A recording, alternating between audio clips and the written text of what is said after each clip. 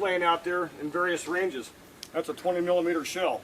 You can see it hasn't went off yet, but the blue means it's training practice, okay? But it still goes off. It'll still put a hole in you. The same with these 40 mic rounds. Okay, I have a Mark 19, 203. They're blue training tips. But you can see they've got primers in them, which means this head still comes off. It will still come out. It will still kill you, okay? The only difference between this and the real ones, these don't explode. They just make a hole. Either way, it's a bigger caliber than what you're shooting today, I'm telling you what. Okay? You'll see these out here all over the place. Same thing, 40mm, okay, 203 grenade launcher. It's a chalk round. It's a practice round. They shoot it out there and it explodes. You can see the orange chalk everywhere and they can kind of tell where they hit. These are pretty well harmless. I mean, we pick them up and throw them down all the time and just break them open just to watch this stuff fly. You'll see a lot of these out there laying around, and all they are is star clusters. Pop them, they go up in the air, and they make a pretty light show like 4th of July. You see these laying around, they're pretty harmless. One of the EOD briefs I gave to the fire crews that were up here, they found a bunch of these laying around out in the woods. They called us, they shut down, they're digging their hand line. We went over and found these things and like, oh, okay, that's nothing. Here you go, there's a souvenir, and the guys freaked out, but they're harmless. Of course, we don't let anybody take anything off the range. That's the other thing, do not take anything off the range. Don't get caught with it.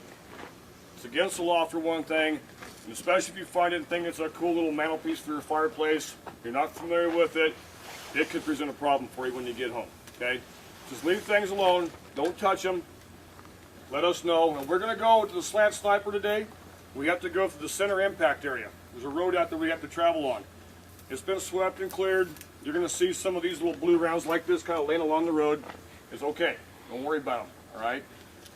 You're going to see a bucket load of these 155 rounds laying everywhere out there. You're going to see piles of them, stacks of them. You're going to see them standing up like this, leaning over, stuck in the ground nose first. Don't worry about it. We're not anywhere near them. It's not going to cause any problems. EOD's already been out and swept them and cleared them to make sure they weren't dangerous. Okay, but again, there's still some out there that we're not aware of. So when we go through the center impactor to go to the slant sniper course, I can't stress this enough. Under no circumstances, under any conditions, is anybody to leave that slant sniper course without one of us leading the way. In order to go there, we have to call in and clear it through range control, through operations, and let them know we're going through there. We have to stop at the other end and let them know when everybody's made it through. The same way on the way out. We have to do the same thing on the way out. We got to stop at the beginning, notify them, stop at the end, and notify them again. Everybody's made it through. Okay? Sergeant Struble and I will be leading the way in our vehicle with the four-wheeler on the back. We're going to have Sergeant Major Walls, if you can raise your hand so everybody knows who you are. He's going to be bringing up the rear in his Toyota Tundra. That way, if someone in the back happens to think they see something that they feel is unsafe or they're concerned with, he can be bringing up the rear and help you out and make you and help you determine whether or not it's safe to continue on through. Okay? I don't know where Colonel Nolan's going to be in this little convoy, but again, he's another one of your points of contact. Okay? Anyway, that's pretty much all I have. You know, like I said, I'm not going to go over every little thing that's out here unless you have anything, sir. I want to add one thing. These are the projectiles from a Mark 19 40mm automatic grenade launcher. They come in 2 or 3 flavors. This flavor won't hurt you, except on the back there's a little charge there that lets you know where it's like a spotting round. If that hasn't gone off and you kick it, it could go off and mess up your foot. Okay.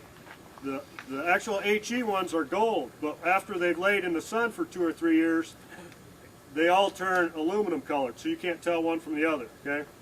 So do not stop and screw with these things. Do not pick them up. Do not kick them. Do not drive over them, okay? As the Canadians say, if it didn't fall out of your pocket, don't pick it up. Cool? Thank you, sir. Okay, so anyway, we're going to be in the slant sniper back there, and Ellen can attest to this. We just got done going over this brief yesterday, and we're down there, and we think everything's good to go, and here against the road, I can tell you that we sometimes don't see everything. He walked down in this little ravine and set up a little A-frame target deal, and as he's coming back, he's like, oh shit, I'm in a family of these things. I'm like, what are you talking about? I walked over the hill and looked, and he come across about 5 of these things just laying there around in the end, just about half buried in the dirt. So we got down there and looked at them like, yeah, they're good to go, and the cones were blowing off them, the acid was blowing out of them, you know, so we knew they were safe. But nevertheless, he was smart enough to know to clear the area and let us know about it. And it stayed the hell away until we got down and determined that it was safe. It could have been an old dumping spot. It could have been you know, they overshot the impactor and got into the buffer zone. They could have bounced off the rocks up on top and rolled down the hill. We've had a lot of rains up here. We had the big fires up here, and then we had a lot of big rain up here, and it caused a lot of flooding. And in places that we had gone every single day, there was never nothing. After that, all of a sudden, you start seeing UXOs laying everywhere because they got washed up from the mud. So things do happen out there, but the one range they have you on down here for your pistol qual or your pistol shoot, we went all through that yesterday. You're good to go. The live fire convoy, you are going to see a bunch of these things laying around out there. So don't be going down there to look at the targets. We have a scoring system with that target. We have separate ways we can set those targets up for you. Jeff Struble and I will be the only ones going down range to turn the systems on, turn them off, collect up the batteries, so on and so forth. You'll remain on the road at all times, okay? Stay on the road, don't go down there. You'll also see a couple of these things laying out there if you do see them. They're no good, just like this one here. We actually have them out there. We're going to use them for modified IEDs and stuff like that for troops they come through to do our live fire convoy, so don't worry about them if you see them. They're completely safe. The slant sniper course, again, everything's good to go back there, with the exception of the fact that what Alan stumbled across yesterday. But again, the chances of you running across something up here today are slim to none.